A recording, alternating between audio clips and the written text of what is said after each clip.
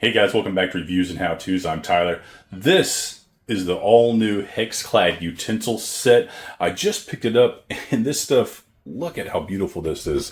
Stainless steel with this beautiful gunmetal finish on there, and of course, the HexClad branding. Very sturdy. Doesn't have like anything in here that can trap water.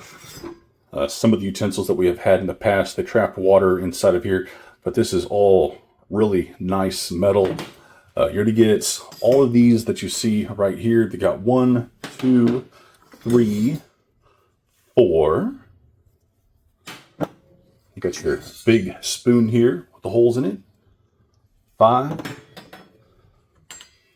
6, 7, and your 8th utensil here. And then you have the little thing here that you can put stuff in. So 9 pieces total, and this is really heavy duty, sturdy as well. A nice gripper here on the bottom.